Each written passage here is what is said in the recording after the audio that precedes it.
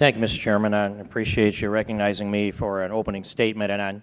And my purpose in requesting time here is to help set the tone a little bit differently, in that when I see that we have 8 witnesses all lined up on one side of the agenda and 4 people lined up to speak as opening statements, and then I would hear from the 8 witnesses, and at that point maybe you'd hear from someone who happens to disagree with this concept that's before us today called the KIDS Act.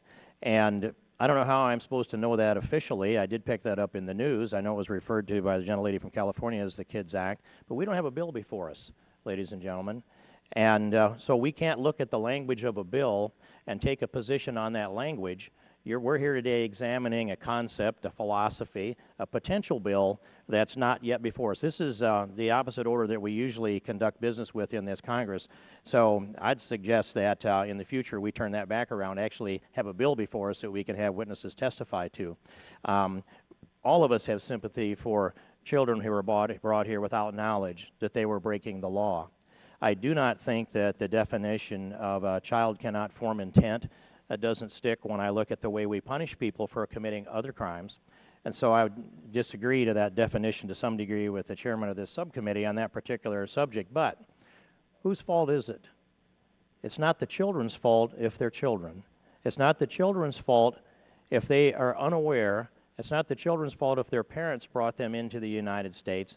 They're all subject to the application of the law. Then whose fault is it? Is it the parents' fault? I think so.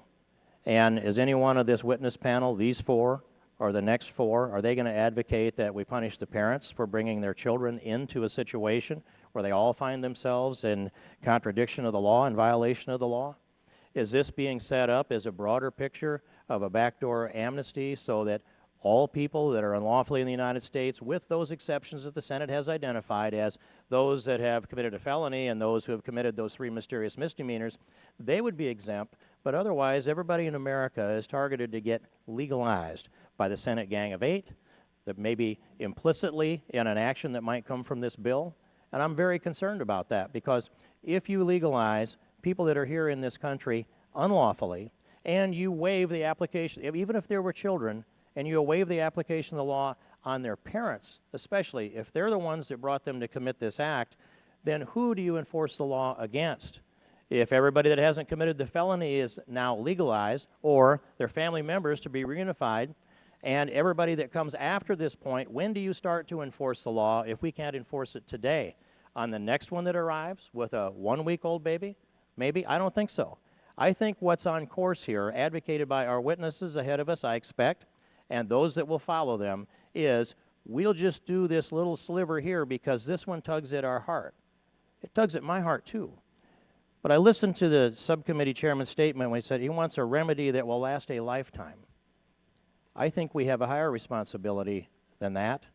I think we have to preserve the rule of law so that this country can last for many, many generations into the future. Not our lifetime, but the lifetime of the United States of America. And if you exempt the rule of law with regard to immigration, even a part of it, then what you've done is you've suspended the law in a category. And if you can suspend the law and exempt it for people that are here illegally, for people that will come here illegally, and those who have, by the way, according to the Senate language, have been deported in the past, and you invite them to come back to the United States again, then what you've done is you've sacrificed the rule of law on the altar of political expediency, and the result will be American immigration law will not be set by Americans, again. It'll be set by the people that can circumvent the border security that we are promised. But I will promise you, it will not come. It did not come in 1986. This administration is not serious about enforcing the law. They will make whatever promises they need to do in order to do the legalization they want to do. And at the end of this thing, it's citizenship, because they're willing to sacrifice the rule of law for political power. And we have 100 million Americans today of working age that are not in the workforce. And we are talking about giving a reward for breaking the law. We must take this back to the essential fundamental principle. I appreciate the chairman yielding me some time, and I'm looking forward to the testimony of the witnesses. I'm not hopeful that I'm going to hear that statement in any of the testimony that comes before this committee. Thank the chairman. I yield back the balance of my time.